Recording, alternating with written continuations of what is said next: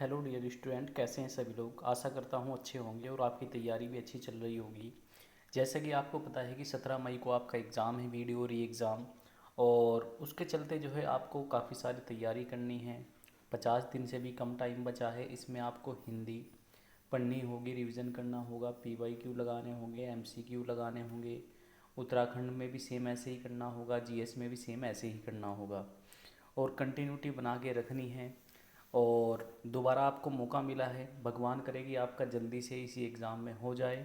तो आपको घबराने की ज़रूरत नहीं है, अपनी कंटिन्यूटी को बना के रखें, मेंटेन करके रखें, और जिससे आपका सिलेक्शन निश्चित ही हो जाएगा। और इसके अलावा जो है डिस्क्रिप्शन में जो है एक टेलीग्राम का लिंक भी दिया है, उसको आप ज्वाइन कर लीजिए। डेली जो है टेलीग्राम पे एक फ्री क्यूज होती है, तो आप उसको जो है डेली लगा सकते हैं। भाषा का विकास, तो आइए स्टार्ट करते हैं। भारतीय आर्य भाषाएं। भारतीय आर्य भाषा का कालक्रम दृष्टि से 3 भाग कालों में विभक्त है। प्राचीन भारतीय आर्य भाषा 1500 ईस्वी से लेके जो है 500 ईस्वी तक थी। और इसमें जो है कौन कौन सी भाषा आती है। वैदिक संस्कृत आती है 1500-800 ईसा पूर्व। लौकिक संस्कृत आती है 800 ईसा पूर्व से 500 ईसा पूर्व तक। इसके अलावा अगर हम बात करें मध्यकालीन की, नंबर 2 की, तो इसमें पाली, प्राकृत, अपभ्रंश आती हैं। 500 ईस्वी ईसा पूर्व से लेके 1 ईस्वी तक जो है पाली है, और 1 ईस्वी से 500 ईस्वी तक जो है प्राकृत है।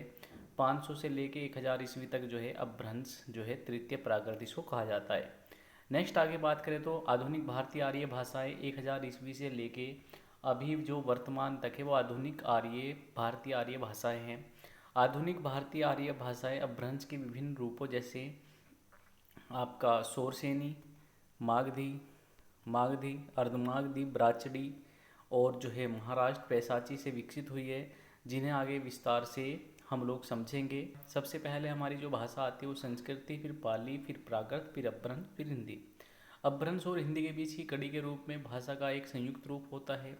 कुछ विद्वान इसे अवहट मानते हैं और कुछ विद्वान इसे अपभ्रंश का हिस्सा ही मानते हैं।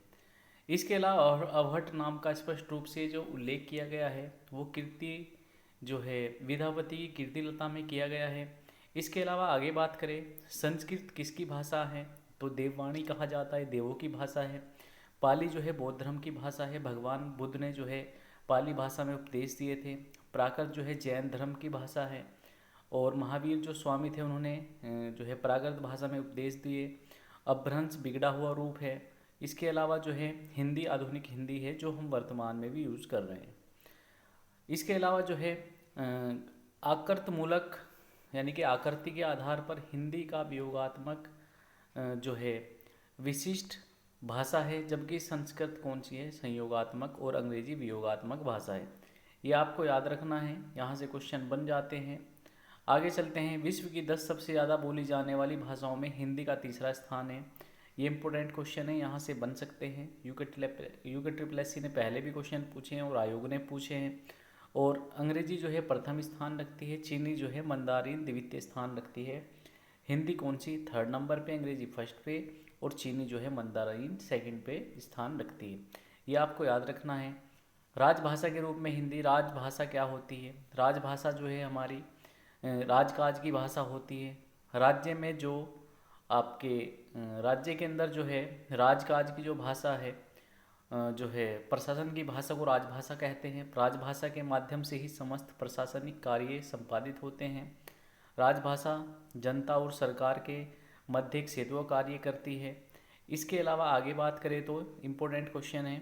14 सितंबर 1949 को हिंदी को संविधान सभा के द्वारा राजभाषा घोषित किया गया था, और इसीलिए 14 सितंबर को जो है प्रत्येक वर्ष हिंदी दिवस के रूप में मनाया जाता है।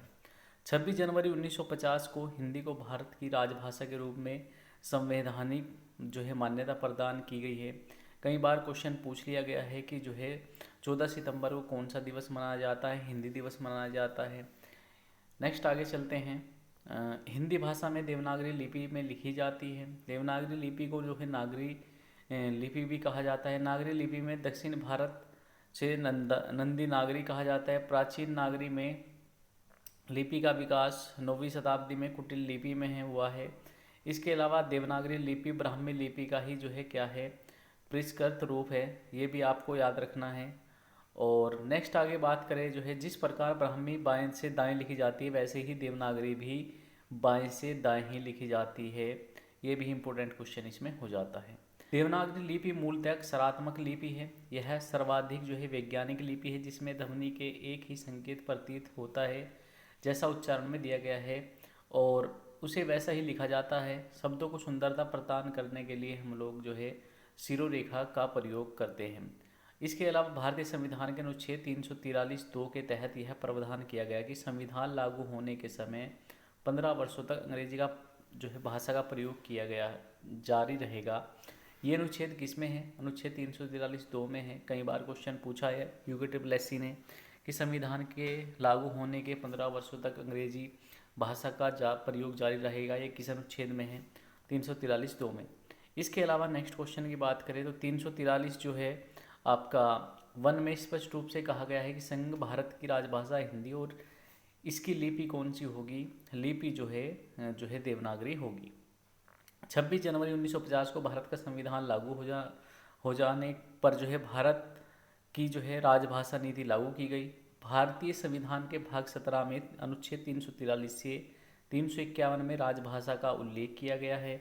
इसके अलावा अनुसूची 8 भाषा से संबंधित है, जिसमें 22 भाषाओं का उल्लेख किया गया है। इसके अलावा अगर एक मैं छोटी सी बात और बता दूं आपको, भाग कितने हैं? 22 हैं। अनुच्छेद कितने हैं? 395। और इसके अलावा जो है अगर अनुसूची की बात करें तो 12 अनुसूचियाँ हैं, ये आपको याद रखना है।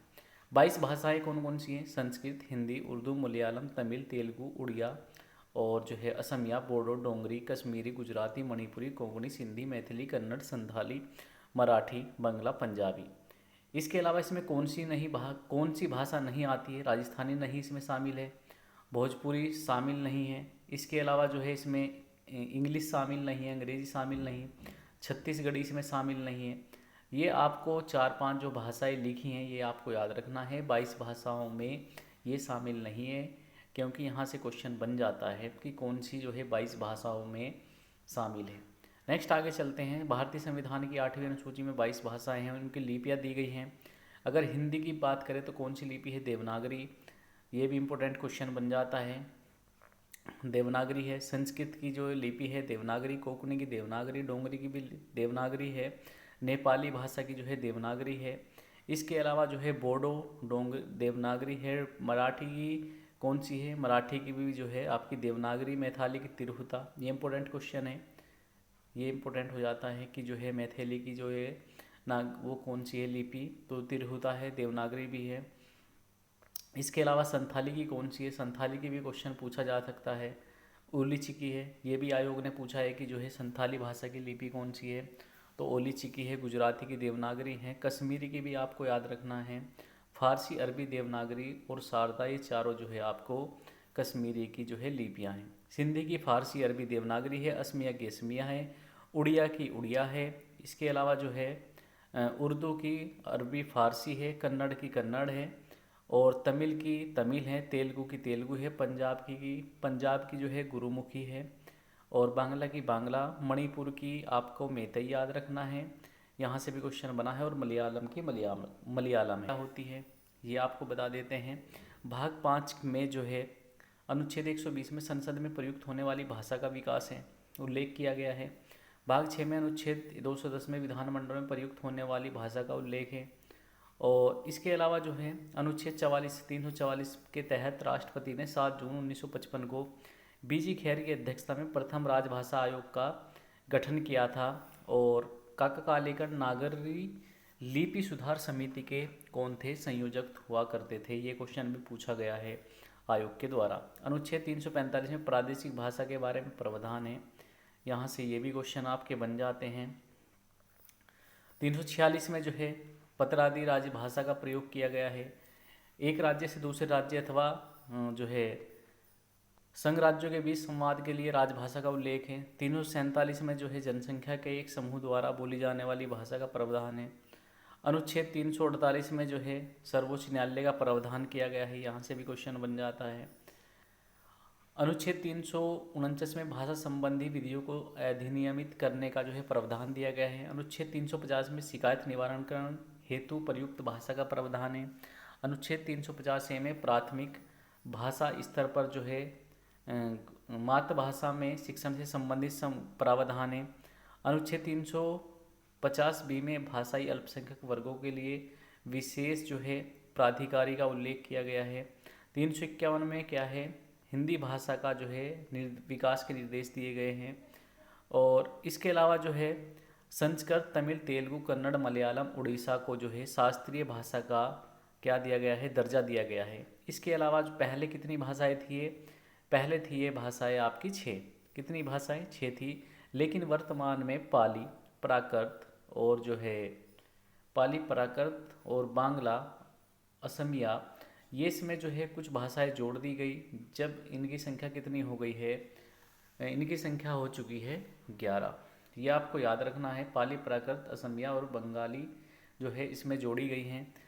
राजभाषा, राजभाषा का जो अर्थ है राज्य की भाषा से संबंधित है। राज्यों की अपनी अपनी भाषाएं हैं और जो है प्रत्येक राज्य की अपनी सीमाओं में अपने राज्य की भाषा में कामकाज करने के लिए स्वतंत्र है। जब केंद्र साथ उसे संपर्क स्थापन या फिर पत्र व्यवहार की आवश्यकता होती है तो वह राजभाषा, सह राजभाषा का प्रयोग करता है। तो ये आपको याद रखना है, यहाँ से भी क्वेश्चन आपके बन जाते हैं। राष्ट्रभाषा कौन होती है जो राष्ट्र की भाषा है। दूसरे शब्दों में कहे तो जिस भाषा के माध्यम से संपूर्ण राष्ट्र में विचार और जो है अधिनियम संपर्क स्थापित किया जा सकता है उसे राष्ट्रभाषा कहते हैं। जो है सोरसेनी, मागधी, अर्धमागधी, बराचड़, महाराष्ट्री, पैसाची, ये सभी हैं। इसके अलावा अपभ्रंश में जो है अगर बात करें सोरसेनी में पश्चिमी हिंदी, राजस्थानी हिंदी, गुजराती, पहाड़ी, ये सब आ जाता है। मागधी में जो है आपका बिहारी, बांग्ला, उड़िया, असमिया, इससे आपको याद रखना ये मागधी के जो है आधुनिक भाषाएं हैं। और मागधी क्या है, अपभ्रंश है, बाबू के नाम से आप लोग याद रख लीजिएगा। और सोरसेनी में पीआरजी पहाड़ी के नाम से आप लोग याद रख लीजिएगा। अर्धमागधी जो है पूर्वी हिंदी है, ब्राचड़ सिंधी है, महाराष्ट्री मराठी है, पेशाची लहदा पंजाबी, ये उनका जो है आयोग का फेवरेट से जो है टॉपिक है, यहाँ से क्वेश्चन बनते हैं। आगे चलते हैं, हिंदी की प्रमुख बोलियाँ, उनके नामकरण कौन किसने किया है, ये भी एक जो है आयोग का फेवरेट टॉपिक है। खड़ी बोली जो है किसने नाम दिया है, खड़ी बोली जो है लल्लू लाल ने दिया है। कोरवी राहुल संस्कृत्यान भोलानाथ तिवारी, बिहारी ग्रीशियन, राजस्थानी ग्रीशियन, ब्रजबुली ईश्वर चंद गुप्त, भोजपुरी रेमंड, मैथिली जो है कोलब्रुक। ये आपको याद रखना है, यहाँ से क्वेश्चन बन जाते हैं। और डिंगल लास्ट में बात करें तो बाकीलाल के द्वारा, ये का फेवरेट टॉपिक है। पहला सम्मेलन कब होता है, 10-14 जनवरी 1975 को नागपुर में होता है। और थीम कौन सी होती है, थीम थी वसुदेव कुटुंबकम। 30 देशों के 122 प्रतिनिधियों ने भाग लिया था। दूसरा सम्मेलन 28 से 30 अगस्त 1976 में पोर्ट लुइस में होता है। इस सम्मेलन में 17 देशों के 181 प्रतिनिधियों ने भाग लिया। तीसरा सम्मेलन 1983 में होता है नई दिल्ली में, और महादेवी वर्मा इसमें मुख्य अतिथि रहती हैं। चौथा सम्मेलन जो होता है, चौथा सम्मेलन जो है 1993 में होता है, पोर्ट लुइस में होता है। और पांचवा सम्मेलन 1996 में पोर्ट ऑफ स्पेन में होता है। प्रवासी भारतीयों और हिंदी इसका जो है विषय था। छठा सम्मेलन जो है लंदन में होता है 1999 में। आपका कहाँ होता है, विश्व हिंदी सम्मेलन। सातवां सम्मेलन जो है पैरामारीबो यानी कि सूरीनाम में होता है 2003 में। आठवां सम्मेलन जो है आपका 2007 में न्यूयॉर्क में होता है, अमेरिका में। नौवां सम्मेलन 2012 में जोहान्सबर्ग में होता है। 22 देशों के 600 से अधिक प्रतिनिधियों ने इसमें भाग लिया था। 10वां सम्मेलन 2015 में भोपाल में होता है। और 11वां जो सम्मेलन है 2018 में पोर्ट लुइस में होता है। इसके अलावा जो है 12वां जो सम्मेलन है ये कहाँ पे होता है, 2023 में नाड़ी फिजी में होता है। और इसकी थीम आपको याद रखनी ही है, हिंदी पारंपरिक ज्ञान से कृत्रिम बुद्धिमत्ता तक जो है ये इसकी थीम है। और ये थी आज की क्लास अच्छी लगी है तो लाइक कीजिए, शेयर कीजिए और सब्सक्राइब तो आप कर ही लीजिए। और इसके अलावा डिस्क्रिप्शन में एक जो है चैनल का लिंक दिया है टेलीग्राम का, उस पर डेली फ्री क्यूज होती है, वो भी आप लोग जो है ज्वाइन कर लीजिए। मिलते हैं नेक्स्ट वीडियो में। Thank you.